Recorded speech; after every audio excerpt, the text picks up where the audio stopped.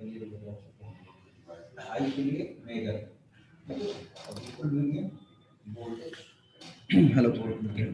Voice clear है?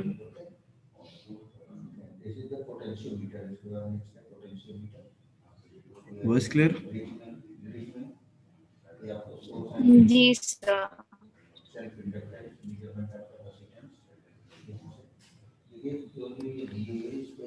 आपका कहाँ तक हुआ था? आई थिंक सीमॉस के जितने भी केसेस थे मैंने करवा दिए थे आपको।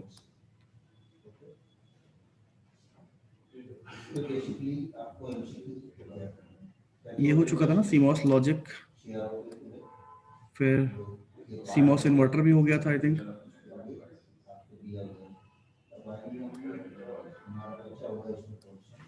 सीमॉस नैंड गेट भी हो गया था एंड सीमॉस नॉर गेट भी हो गया था। क्यों, किसी को याद आ रहा है?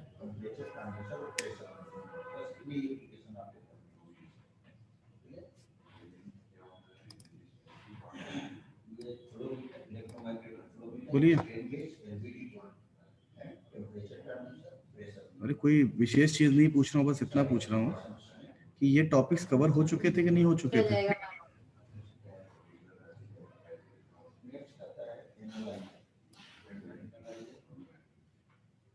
अंबर,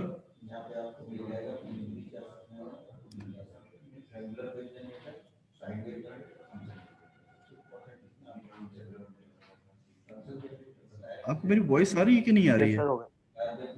सर आ रही सर। इतनी सर आ रही है, ठीक है। इतनी चीजें हो चुकी थी नहीं। एक्चुअली होता क्या, मैं 2 क्लासेस में कराता हूँ, तो 2 क्लासेस की वजह से कुछ नोट्स बन जाते हैं, तो मुझे पता नहीं चल पाता कि आपकी क्लास में क्या हुआ था। ठीक है, इसलिए मुझे बता दिया करिए। ठीक। चल, सीमॉस का हमने जितने भी गेट्स थे सीमॉस की मदद से जो बनते थे वो मैंने देख लिया। ठीक है, नेक्स्ट आपका एक एक्सप्रेशन जैसे कोई भी आ जाता है, ठीक, जैसे y is equal to A B plus C D. यहाँ पर मैंने एक्सप्रेशन दिया हुआ है और इसको मुझे इम्प्लीमेंट करना है। बहुत सिंपल से एक्सप्रेशन आते हैं क्योंकि हमें लॉजिक गेट से मतलब इससे इम्प्लीमेंट करना होता है ट्रांजिस्टर से, तो बहुत सिंपल एक्सप्रेशन आते हैं इस तरह का। जैसे एक एक्सप्रेशन आ गया, ठीक है, A B plus C D, तो इसको सीमॉस से इम्प्लीमेंट करना है। ठीक, तो सीमॉस के केस में आप जानते हैं कि जो पुल अप नेटवर्क होता है वो हम लोग पीमॉस से बनाते हैं और पुल डाउन नेटवर्क जो होता है वो एनमॉस से बनाते हैं। मैं थोड़ा ब्रीफ कर दे रहा हूँ आपको, ठीक है। तो पुल अप क्या होता है, ऊपर वाला, तो ऊपर वाला पीमॉस से बनाते हैं और नीचे वाला जो बनाते हैं वो एनमॉस से बनाते हैं। फिर मैंने एक चीज़ और बताई थी आपको कि जब भी हमें एंड के टर्म्स मतलब एंड या फिर नैंड बनाना होगा तो मैं क्या करूँगा कि जो एनमॉस है वो किस में कनेक्ट होते हैं, सीरीज में। ठीक है, ये पॉइंट आपको याद होगा कि एनमॉस को हम लोग सीरीज में कनेक्ट करते थे, तो हमारा टर्म कैसा बनता था, ए बी टाइप का। ठीक है, एंड ऑपरेशन। और अगर हम लोग उसको हमें ए प्लस बी टाइप का चाहिए होता था या फिर नॉर टाइप का, तो हम लोग उसको पैरेलल में कनेक्ट करते थे। एनमॉस की बात बता रहा हूँ, एक का कंसेप्ट बना लो, दूसरे का अपने आप समझ में आ जाएगा। तो इस ए बी को इम्प्लीमेंट करने के लिए मुझे एनमॉस को सीरीज में कनेक्ट करना पड़ेगा, कैस्केड कनेक्शन देना पड़ेगा। तो मैंने क्या किया, यहाँ पे इन दोनों को, ये जो 2 एनमॉस हैं इनको मैंने सीरीज में कनेक्ट कर दिया। ठीक है, अब सीमॉस जब भी हम लोग बनाते हैं तो सीमॉस में आपको ऊपर का भी नेटवर्क तो बनाना पड़ेगा पैरेलली। ठीक है, तो अगर ये कैस्केडेड है या सीरीज में है तो जो पीमॉस लगेंगे इनके करस्पॉन्डिंग, ए बी के करस्पॉन्डिंग, वो किस में लगेंगे, पैरेलल में लगेंगे। ठीक है, तो ऊपर हमने यहाँ पे एक पैरेलल कॉम्बिनेशन बना दिया इसका पीमॉस का। एक में हमने दिया ए लॉजिक, एक में हमने दिया बी लॉजिक। ठीक, नेक्स्ट आते हैं, क्योंकि ये क्या है, दोनों आपस में कॉम्प्लीमेंट रहेंगे ना। ये अगर सीरीज में है तो ये ऊपर वाला पैरेलल में रहेगा। फिर इसी तरह हमने सीडी के लिए बनाना, तो सीडी वाला हमने टर्म लिखा इस तरह से, ये एनमॉस है। ठीक है, और इसी का पैरेलल कॉम्बिनेशन पीमॉस से बनाना है हमें यहाँ पे ऊपर पुल अप नेटवर्क, तो सी डी। ठीक है, और पीमॉस के हमने 2 पैरेलल लगा दिए। ठीक, तो अब ये जो यहाँ आउटपुट देगा आपको, वो क्या देगा, output will be A B plus C D का होल कॉम्प्लीमेंट। ठीक है, क्योंकि ये जो पूरा ये नेटवर्क देता है आपको कॉम्प्लीमेंटेड फॉर्म देता है, मैंने इस चीज को बताई भी है। सीमॉस से भी जो भी हम एक्सप्रेशन निकालेंगे या जो भी गेट बनता है वो किस तरह का एक्सप्रेशन देता है, या तो नॉट देगा, या तो नैंड देगा, या फिर नॉर देगा। ठीक है, तो ये क्या दे रहा है आपको, यहाँ पे इसका कॉम्प्लीमेंट दे रहा है। क्लियर? और फिर जब कॉम्प्लीमेंटेड है फॉर्म और हमें ये चाहिए तो हमें इसके आगे क्या लगाना पड़ेगा, एक इन्वर्टर लगाना पड़ेगा। तो हम आगे बढ़े, अपने आउटपुट को लेकर गए और हमने यहाँ पर सीमॉस इन्वर्टर बना दिया। तो सीमॉस इन्वर्टर कैसे बनता था, ऊपर वाला पीमॉस, ठीक है, और नीचे वाला एनमॉस, दोनों को हम स्विच की तरह यूज करते हैं। ठीक है, और दोनों के गेट पे हम यहाँ से सप्लाई दे देते हैं। ठीक, जब ये 1 रहेगा तो 1 के केस में कौन ऑन होगा, एनमॉस, और 1 के केस में ऑफ ये हो जाएगा। ठीक है, तो ये कनेक्ट हो जाएगा किससे, नीचे ग्राउंड से। ठीक है, तो जब यहाँ पर सप्लाई अगर 1 होती, मतलब सिंपल ये होती, तो इसका कॉम्प्लीमेंटेड फॉर्म देता है। समझ गए कि नहीं ये चीज? ये इन्वर्टर है, ये तो दिख रहा होगा। Yes sir. मैंने यहाँ पर इन्वर्टर बनाया हुआ था और यहाँ समझाया भी था। आपको रिकॉर्डिंग सेंड कर चुका हूँ वो, और नोट्स भी सेंड कर चुका हूँ, आप एक बार देख लीजिएगा। तो ये हमारा इन्वर्टर था, उसी को हमने बस यहाँ पर जो आउटपुट आ रहा था यहाँ पर दे दिया। ठीक, ये हमारा इस एक्सप्रेशन के लिए पूरा हो गया। ठीक है, और भी ट्राई करिएगा आप लोग इसी तरह से। ठीक है, कि ए बी अगर हमें बनाना है तो हमने सीरीज में डाला, सी डी सीरीज में हमने डाला यहाँ पे, तो ये क्या हो गया, और इसी के करस्पॉन्डिंग हमें पैरेलल में डालना पड़ेगा। ए बी को पैरेलल में डाला और सी डी को पैरेलल में डाला। एक बार होल्ड करना बेटा।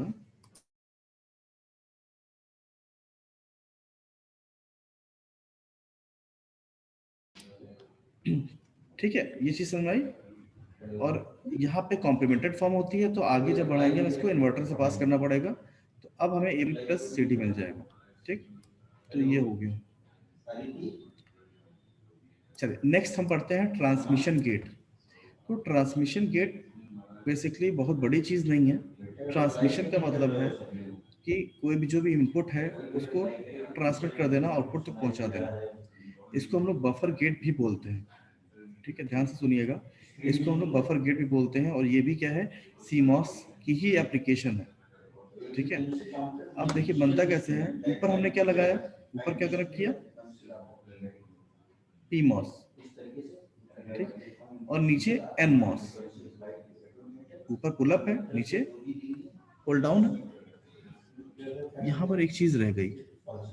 अब मुझे एक चीज बताइए, एरो किधर होगा, ऊपर पी मॉस एन मॉस बताइए। अच्छा, नीचे वाला जो बीच वाला बॉडी है उसमें एरो किधर होगा,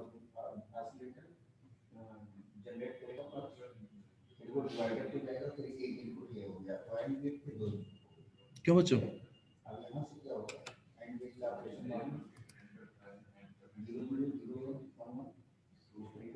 कोई मेरी बात सुन पा रहा है? हाँ सर। किधर होगा,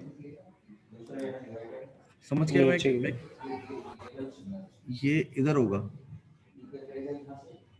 ठीक है, और इसमें सर दिख नहीं रहा, ऊपर पी मॉस में, इस पी मॉस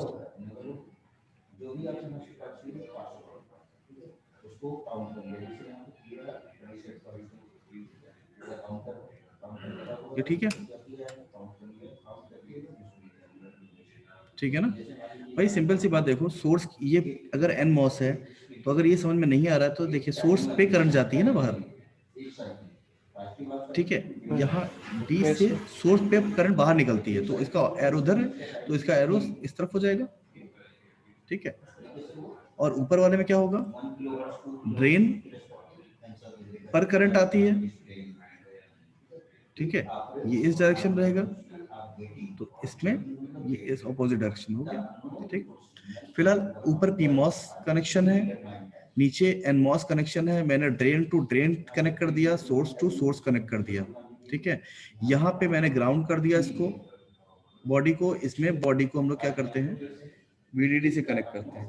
ठीक, अब दोनों के गेट पे हमने एक कंट्रोल सिग्नल दे दिया। पीमॉस पे जो सिग्नल दिया वो हम कैसे दे रहे हैं, एक इन्वर्टर के थ्रू दे रहे हैं। ठीक है, यहाँ पे कंट्रोल सिग्नल जो दे रहे हैं वो एक इन्वर्टर के थ्रू पास कर रहे हैं और यहाँ पर डायरेक्टली पास कर रहे हैं, ठीक। यहाँ पे हमने इनपुट लगा दिया और इधर आउटपुट, ठीक। ये डायग्राम समझ में आ गया तो हम आगे बताना शुरू करें।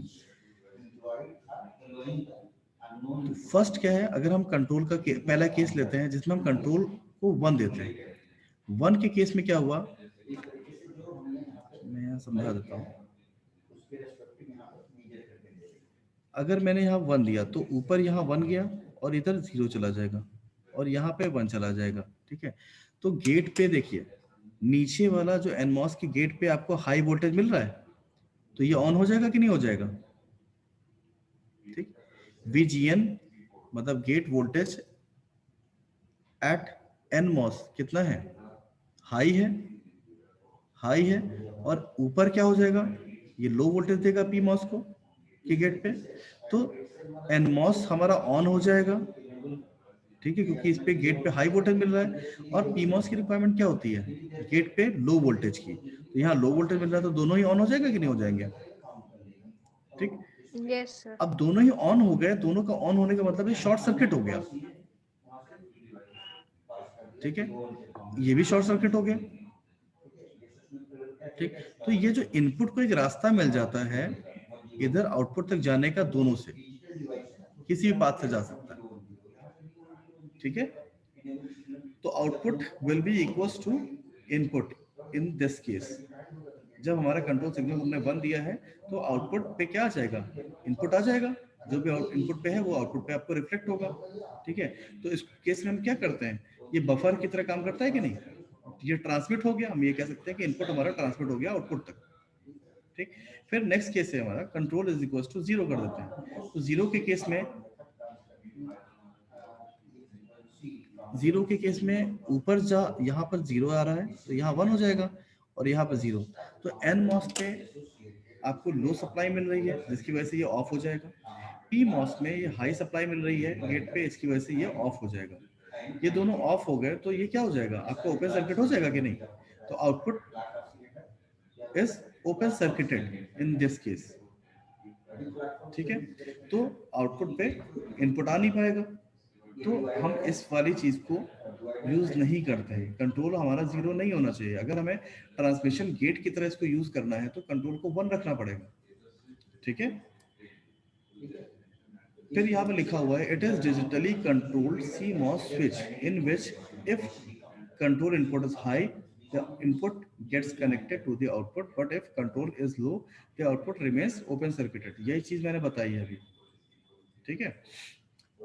इसको हम लोग एक स्विच डायग्राम से भी शो कर सकते हैं कि यहाँ हमने इनपुट और आउटपुट, ठीक है, दोनों के बीच में स्विच लगा रखा है और स्विच को कंट्रोल कौन कर रहा है, ये कंट्रोल सिग्नल कंट्रोल कर रहा है।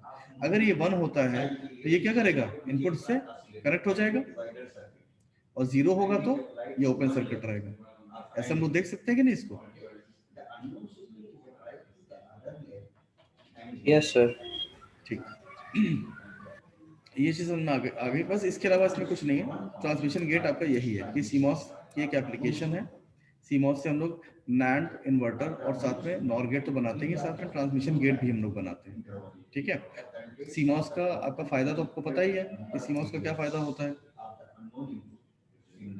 सीमॉस का ये फायदा है कि आपको एक रेजिस्टेंस, जो भी हम लोग पहले क्या बनाते थे एनमॉस से बनाते थे, अभी क्या हम पीमॉस को यूज कर रहे हैं, ठीक है। नीचे हम एनमॉस यूज करते हैं, ऊपर हम पीमॉस यूज करते हैं और दोनों को ही हम स्विच की तरह यूज कर रहे हैं कि एक टाइम पे एक ऑफ होगा और एक टाइम पे मतलब उसी टाइम पे दूसरा ऑन होगा, ठीक है। सिर्फ ऑन ऑफ वाला केस हमें देखना है, हमें रेजिस्टेंस की वैल्यू से कोई मतलब नहीं है, क्लियर। तो हम सारे ट्रांजिस्टर ही यूज करके चल रहे हैं। अब हम इसको खत्म कर रहे हैं, ठीक है। नेक्स्ट अब शुरू करते हैं सेमीकंडक्टर मेमोरीज।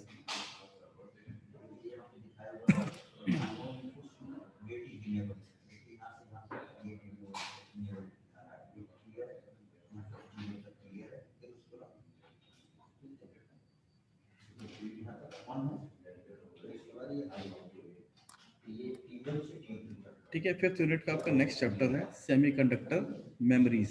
ध्यान से सुनिएगा, थोड़ा रूपरेखा बन जाएगी इसकी, तो दिमाग में आने लगेगा कि हम हमारा चल क्या रहा है। और आपको इसके बारे में अगर लिखना होगा तो जितनी चीज़ें मैं बताऊंगा, ठीक है, इतनी तो लिखिएगा ही। इसके अलावा जो बताता हूँ वो भी आप मेंशन कर सकते हैं इसमें, ठीक है, क्योंकि सारी चीज़ें मैं यहाँ लिखता नहीं हूँ, मैं उसको चीज़ें बताऊंगा भी आपको। तो सेमीकंडक्टर मेमोरीज, ठीक है, नेक्स्ट चैप्टर है। तो मुझे एक चीज़ बताइए कि मेमोरीज के नाम पे अभी तक आप क्या जानते हैं? मेमोरीज के बारे में कुछ जानते हैं? मैं किसी एक से नहीं पूछ रहा हूँ, मैं किसी का नाम लेकर नहीं पूछूंगा, क्योंकि नाम लेना गलत हो जा रहा है इस समय हम लोगों के लिए। कोई अपने मन से बताए।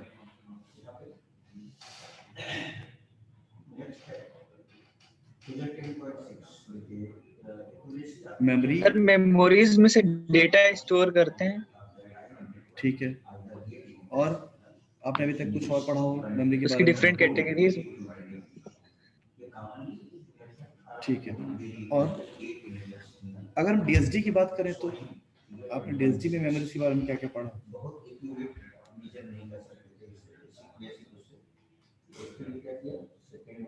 कहीं हमने मेमोरी को कभी यूज किया है ऐसा टर्म?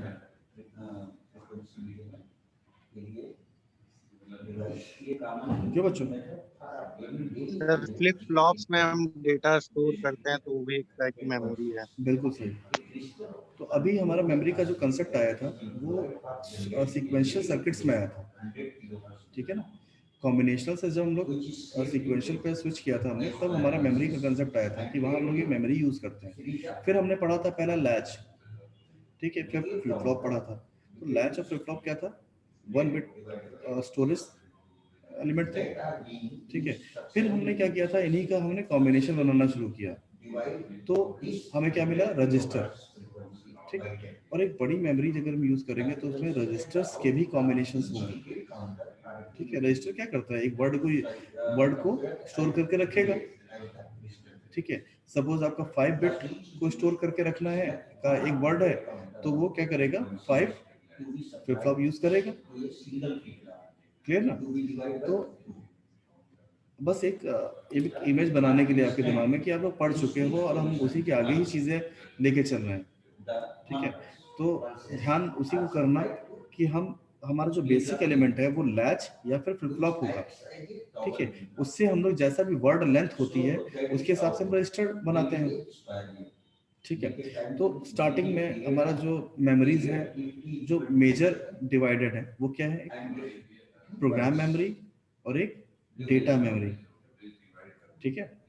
तो प्रोग्राम मेमोरी में क्या लिखा हुआ है? The set of instruction on which a micro processor operates are stored in program memory. अब माइक्रो प्रोसेसर क्या होता है? कुछ लोगों को तो हो सकता है पता हो, कुछ लोगों को नहीं पता हो। तो माइक्रो प्रोसेसर जैसे हमारा कंप्यूटर है, कंप्यूटर बहुत बड़े बड़े टास्क करता है, लेकिन शुरुआत में क्या आया था? माइक्रो प्रोसेसर आया था, ठीक। जब शुरुआती कंसेप्ट था ये कंप्यूटर बनाने का, तो धीरे धीरे इवॉल्व हुई चीजें, लेकिन सबसे पहले हमारे पास क्या था? माइक्रो प्रोसेसर, ठीक। आज भी चल रहा है, वो लैब में पढ़ाया जाता है, लेकिन नॉर्मली यूज नहीं होता। माइक्रो कंट्रोलर्स यूज होते हैं, ठीक है। माइक्रो कंट्रोलर्स का भी बहुत एडवांस वर्जन आ चुके हैं, ठीक, जो हम लोग लैब में यूज करते हैं या किसी भी टॉयज वगैरह में यूज करते हैं। माइक्रो प्रोसेसर का यूज नहीं करते हैं, बट हम वही डेफिनेशन लेके चलते हैं जो यहाँ पर लिखी हुई है। The set of instructions on which a microprocessor operates are stored in program memory। अब ये माइक्रो प्रोसेसर हो या माइक्रो कंट्रोलर हो या फिर आपका कंप्यूटर हो, तो जिस प्रोग्राम पे वो वर्क करता है, जैसे मैं बेसिक सा चलो दोनों चीजें बता देता हूँ। पहले मैं डेटा मेमोरी क्या है? The data which the program uses is stored in the data memory, ठीक। दोनों डेफिनेशन आपके सामने है। अब एक एग्जांपल हम लोग लेते हैं, वर्ड, एमएस वर्ड की कोई भी फाइल है, ठीक है। तो एमएस वर्ड की कोई भी फाइल है तो हमें क्या करना है? उस पर कोई भी चीज जैसे कॉपी करके पेस्ट करनी है, ठीक है। पहले हमने क्या किया? उसको डबल क्लिक किया तो हमने एक इंस्ट्रक्शन उसको दी, क्या कि हम हमारे हमारे लिए ये फाइल ओपन करो। तो ओपन करने की इंस्ट्रक्शन दी, तो ओपन करने का जो कमांड आ रहा है वो कहाँ से आ रहा है? वो प्रोग्राम लिखा हुआ है ना पहले से, ठीक है। तो जो भी ऑपरेशन हमें परफॉर्म करने होते हैं वो कहीं पर रिटर्न है, और वो कौन सी मेमोरी होती है? प्रोग्राम मेमोरी, ठीक है, और हम उसको उठा कहाँ से रहे हैं? हम जब ओपन करने का काम कर रहे हैं तो हम किसको ओपन करने का काम कर रहे हैं? एक ऐसा डॉक्यूमेंट जो कि हमारा सेव है कहाँ पे? डेटा मेमोरी में। ठीक है, तो प्रोग्राम मेमोरी का क्या यूज हुआ कि जो भी हमारी डिवाइस है वो क्या कर रही है कि एक इंस्ट्रक्शन दे रही है, और इंस्ट्रक्शन कहाँ पर स्टोर्ड है? प्रोग्राम मेमोरी में। ठीक है, वहां पर जो इंस्ट्रक्शन स्टोर्ड है हम उसी को बोलते हैं कि वो क्या काम करे? उस इंस्ट्रक्शन को फॉलो करे और हमारा डेटा उठा के लाए, हमारे सामने दे, एक वर्ड की फाइल है वो हमें दिखा दे, शो कर दे, जो कि कहाँ स्टोर्ड है? डेटा मेमोरी में। ठीक है, ये चीज क्लियर है कि नहीं क्लियर है? बोलिए बेटा, कोई तो रिप्लाई करे, ऐसा मुझे लगेगा कि मैं बोलता ही चला जा रहा हूँ बस। दीप, हेलो। हाँ बेटा बताइए।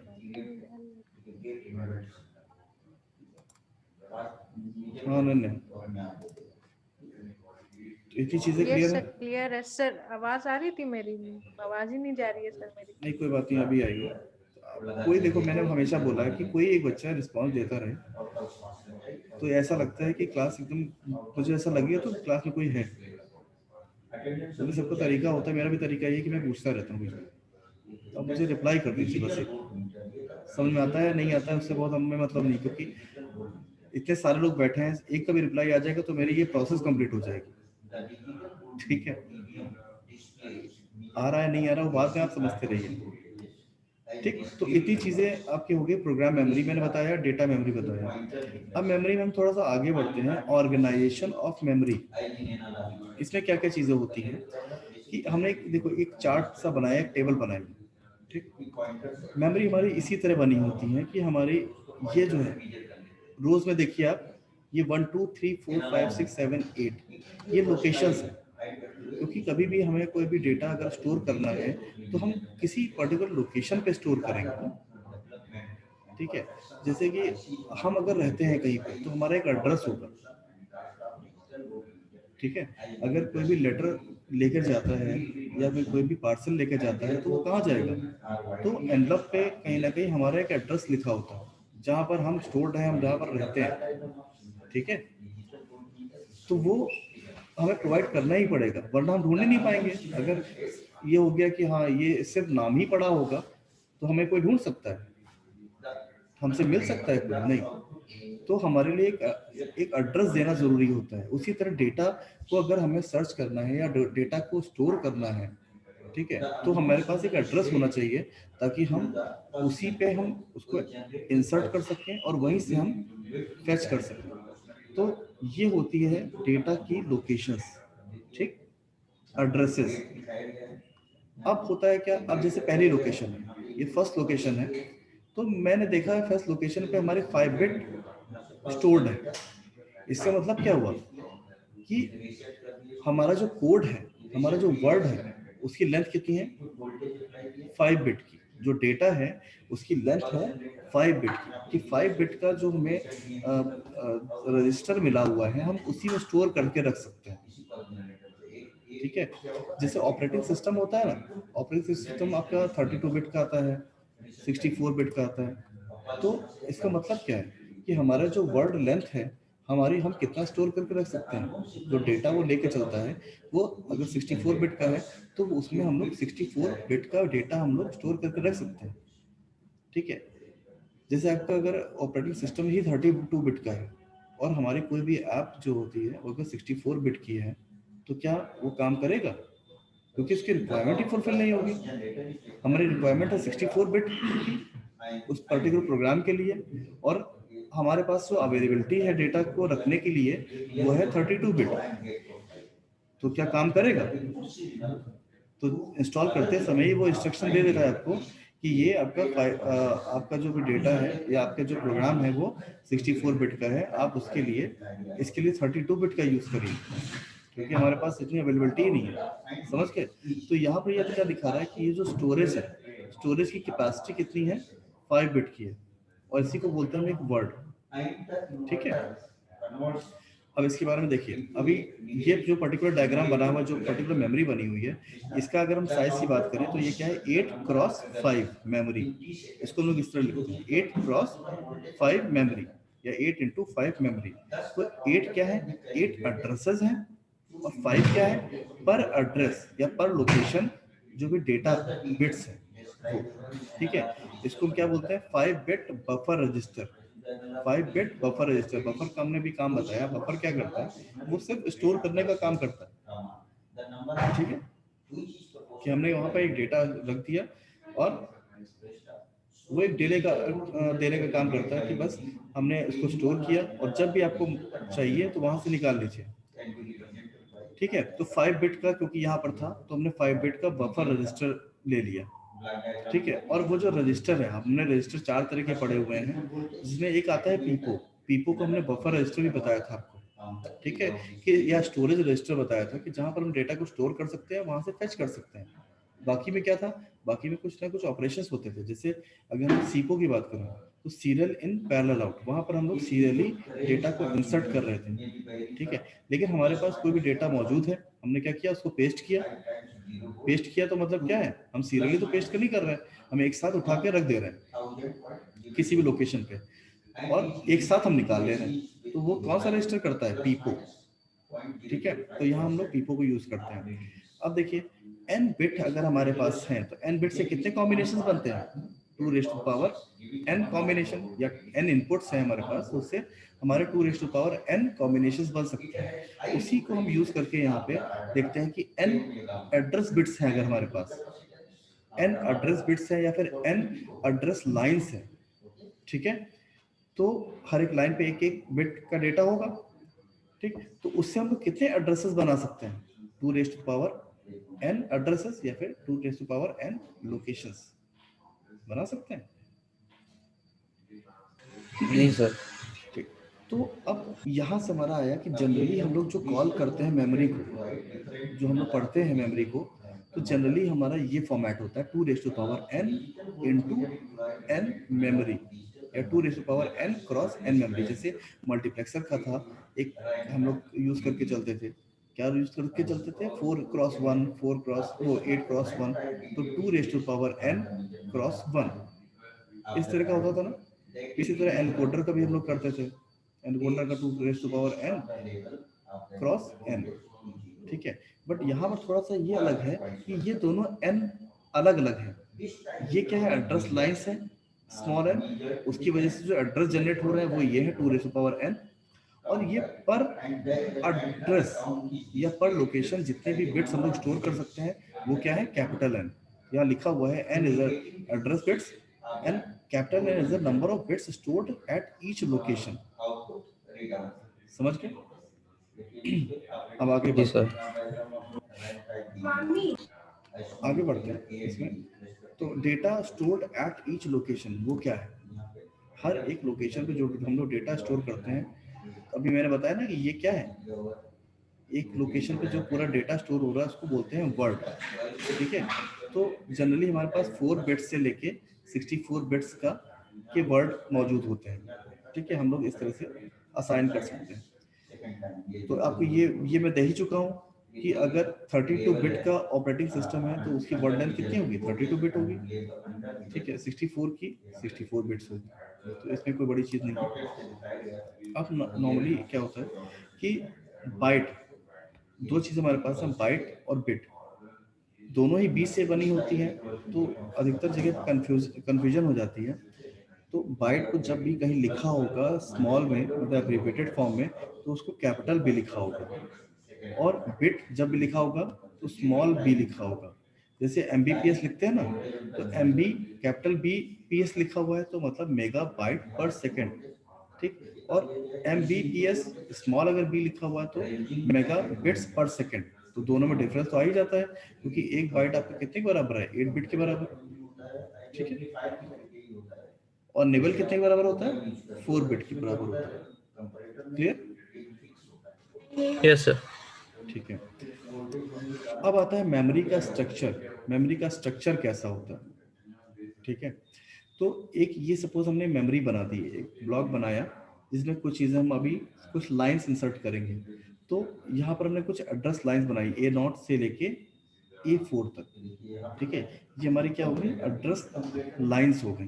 तो हमने 5 एड्रेस लाइंस यहाँ पर इंसर्ट की, ठीक, जिसकी वजह से जो एड्रेस हुआ वो कितने हुए एड्रेसेस, 2⁵5, 5 लाइंस थी या 5 बिट थी एड्रेस की, तो हमारा 32 एड्रेसेस जनरेट हो गए, ठीक। यहाँ हम साइज ऑफ मेमोरी निकाल रहे हैं, ठीक है। फिर हमारा क्या है, डेटा इन या इनपुट डेटा जो है वो कहाँ कहाँ हम दे रहे हैं, D0, D1, D2, D3, ठीक। और उतना ही हम डेटा निकाल भी सकते हैं, ठीक। तो इससे क्या पता चल रहा है कि हमारे पास डेटा की लाइंस कितनी है, 4 लाइंस है, मतलब 4 बिट का हम लोग डेटा स्टोर कर सकते हैं। या कह सकते हैं कि एक जो वर्ड लेंथ है इसकी 4 बिट है, ठीक, समझ में आ गया। तो ठीक है। इसका मतलब है data stored at each location will be equals to 4 bits. एक लोकेशन पे हम एक वर्ड को स्टोर कर सकते हैं और वर्ड की लेंथ कितनी है, 4 बिट। तो मेमोरी साइज कितना हुआ, पहले एड्रेसेस हम रखते हैं टोटल, तो एड्रेसेस कितने हैं, 32 क्रॉस 4 जो वर्ड लेंथ होती है, समझ गया। तो ये हो गया मेमोरी साइज। अब इसमें एक सिग्नल अलग से हम देते हैं यहाँ पे EN, इनेबल। तो इनेबल का मतलब क्या होता है, यहाँ पे चिप सेलेक्ट करने का भी काम करते हैं, इसको चिप सेलेक्ट भी बोलते हैं, ठीक है। तो अगर ये 1 होगा इसका मतलब हम लोग चिप को सेलेक्ट कर रहे हैं। जैसे ही हमें क्या होगा, मेमोरी से लोकेशन, मतलब मेमोरी से कोई भी चीज उठानी होती है या मेमोरी में राइट करनी होती है, तो हम लोग क्या करते हैं, पहले तो हमें मेमोरी को एक्टिवेट करना पड़ेगा ना, तो वो काम करता है हमारा इनेबल। तो EN इज इक्वल टू 1 हम अगर कर देंगे तो चिप सेलेक्ट हो जाएगी, ये मेमोरी की चिप, ठीक है। उसके बाद एक हमने और लाइन दे रखी है यहाँ पे, रीड ऑब्लिक राइट कॉम्प्लीमेंट। तो राइट वाला जो है वो क्या है, एक्टिव लो, और ये एक्टिव हाई है, रीड। तो रीड ऑब्लिक राइट कॉम्प्लीमेंट है अगर हमारे पास, तो उसको अगर हम 1 करते हैं तो कौन सा सेलेक्ट होगा, रीड। तो मेमोरी रीड कर सकता है, अगर हमें मेमोरी रीड कर रही है तो हम इनपुट क्या देंगे, 1 देंगे। और अगर हमें मेमोरी को राइट करना है उसमें, ठीक है, किसी भी मतलब मेमोरी डिवाइस में हमें अगर इंसर्ट करना है कोई भी अपना डेटा, तो हम लोग क्या देंगे, मेमोरी मतलब 0 देंगे, इसको बोलते हैं मेमोरी राइट, ठीक है। Okay sir. अब आता है इंटरफेसिंग ऑफ मेमोरी, ठीक है। तो मेमोरी की इंटरफेसिंग होती कैसे है माइक्रो प्रोसेसर के साथ में, ये भी ये सारा आज बेसिक चल रहा है आपका, ठीक है। कल से हम थोड़ा आगे बढ़ेंगे।